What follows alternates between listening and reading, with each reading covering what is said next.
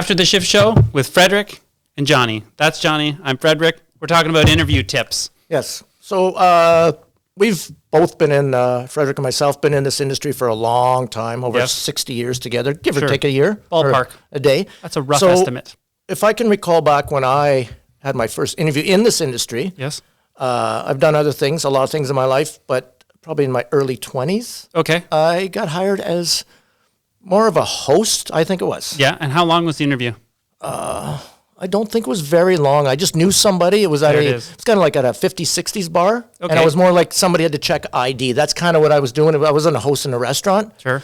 But then, I went from there to a service bartender, DJ, like I did room service, like I did everything in that for about 3 or 4 years. So that started me off to liking to being in the industry and realize I like talking to people. Mm-hmm. It comes natural. And that's where I never went to school for this.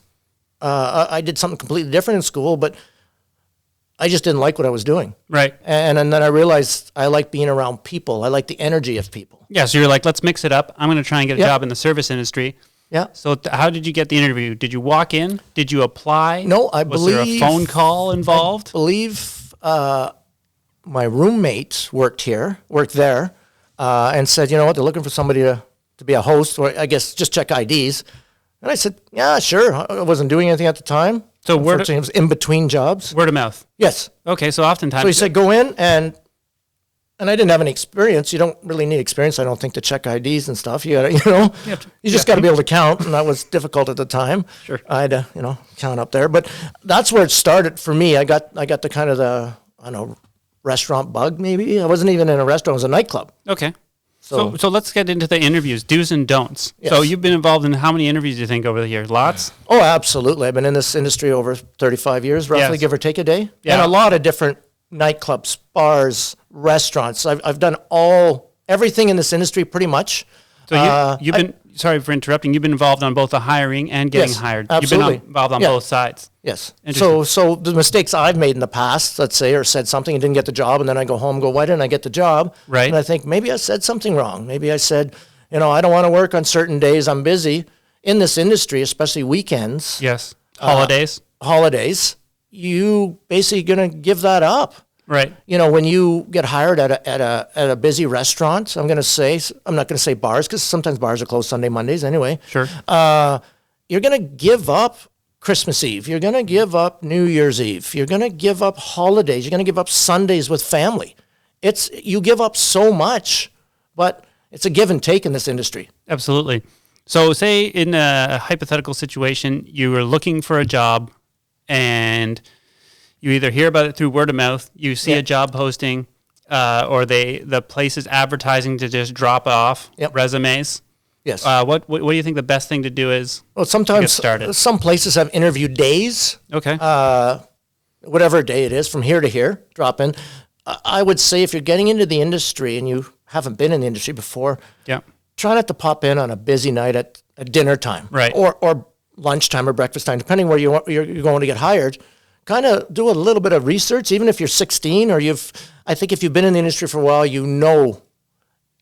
the busy times are. Right. And you can feel it out. And if you drop in on a Saturday night at 6 and you've worked at other restaurants to drop off your resume, I'm going to say you're probably not going to get hired. Could be. Or we'll say come back, at this time. But just try to think about what's going on in that restaurant. Do a little research, especially if you've been in the industry a while. You should know better. That's a big don't. Yeah, for sure, that's a big don't. But at the same time, what a big do is actually dropping it off. Yes, like a lot of times that's a big deal, right? Like sometimes just moving past the actual application point is the hardest step. Because you're like, am I going to be good? Am I not going to be good? And you got to go in with confidence. You have to have.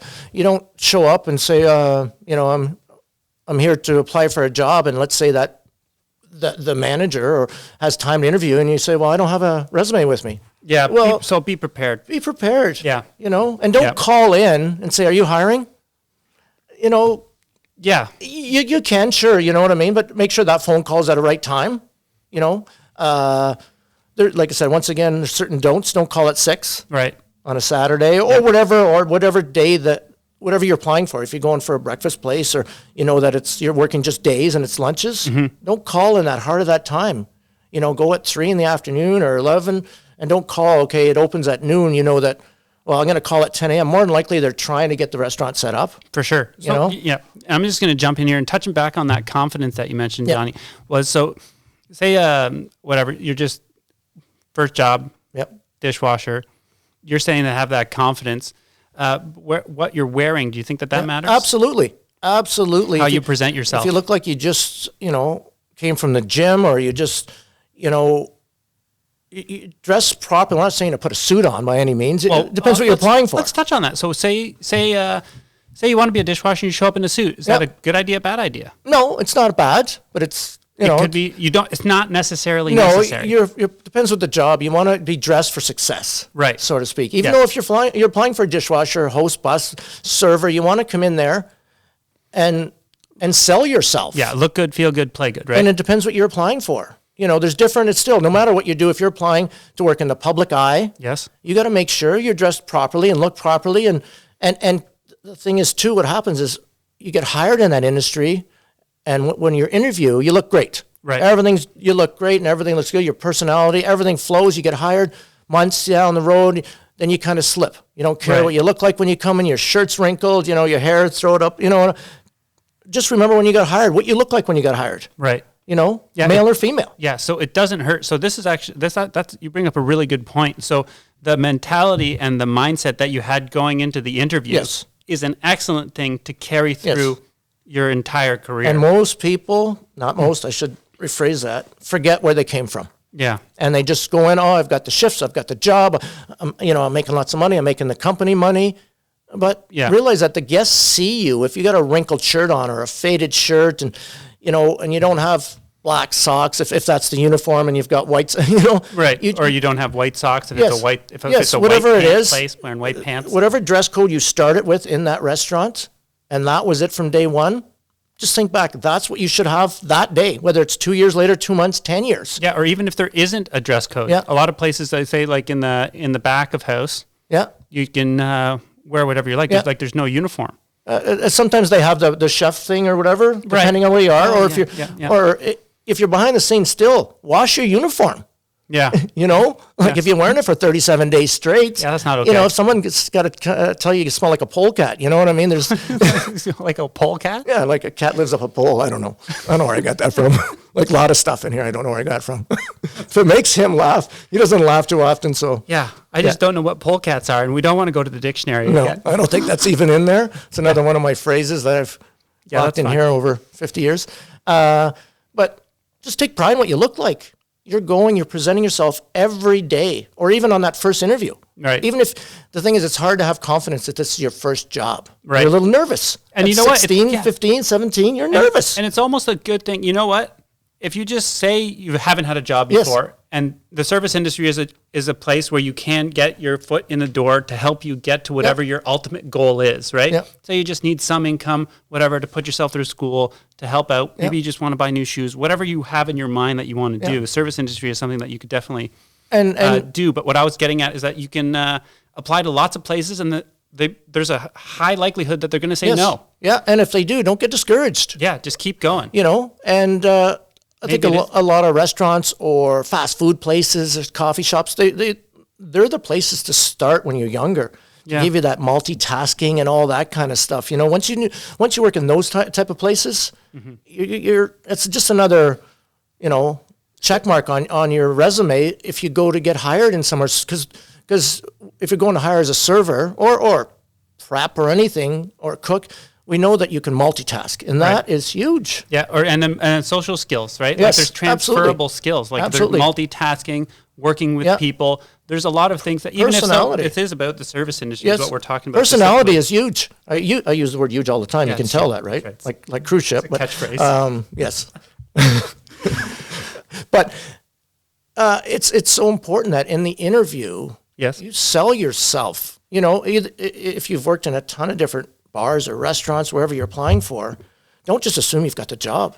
You've got to sell yourself and basically go in there saying, I got the job, with that confidence. Right, but at the same time, don't overconfidence. No. You got to find that balance between somewhere between I shouldn't even go to the interview. They're just going to hire me. Yeah. And, why should I even go? They're not going to hire me. Somewhere in between those two extremes. Sometimes if you've had too many jobs within like 2 year span, you've worked 3 months, 2 months, why are you leaving all these jobs? Are they firing you, or you just didn't like it? So that restaurant / bar, whatever it is that you're applying for, if you're hiring for a bartender and you've got the skills, that's not a lot of training. But if you're hiring, let's say, for a server in a restaurant that you've never worked in before, there's a lot of training, a lot of money put into you. Right.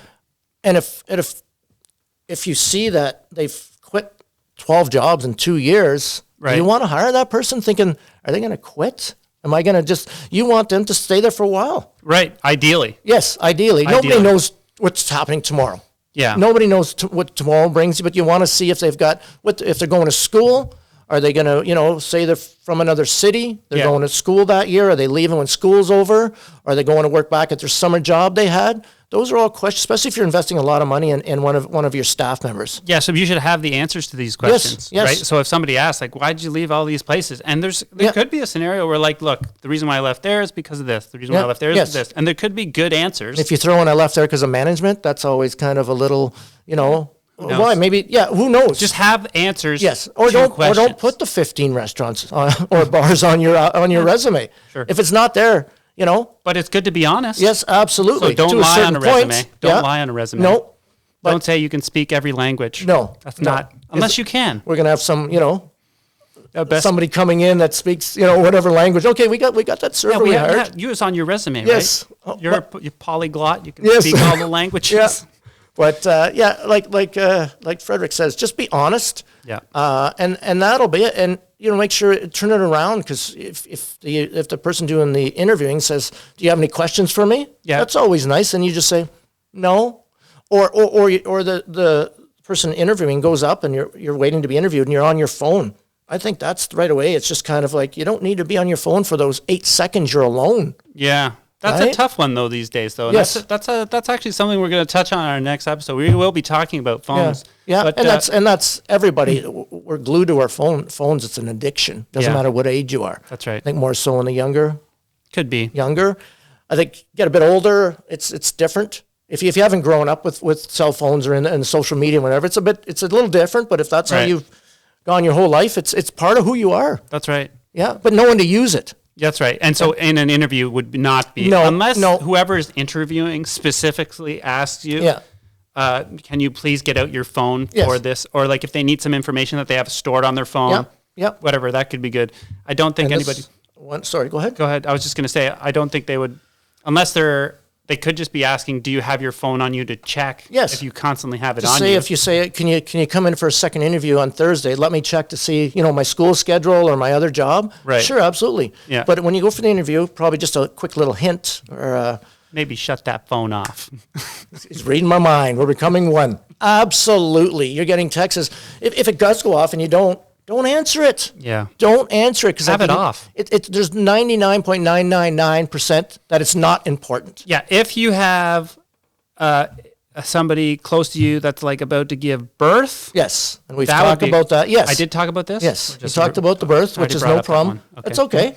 Well, that's a big one. That's a good one. Birthing. Somebody's not well in the family. Like if it's an important, absolutely. But when you sit down for the interview, just say, I do have my cell phone on because, I'm expecting, a life-changing event. Yeah, something important. I'm waiting for my friend to see what we're doing afterwards tonight after the interview. So that could be life-changing. Or I'm waiting for an answer from another restaurant I just applied to. So also maybe not. Or coming in, another quick one. I've applied down the street, so they want to hire me. Yeah. So, I won't work there if you'll hire me. Don't give them an ultimatum wherever you're sitting. Yeah. No thanks. I've seen all this. Everything we talk about, we've been through. So yeah. Anyways, we're wrapping it up now. That was just a quick talk about the interviews, and we'll till next time. See you next time.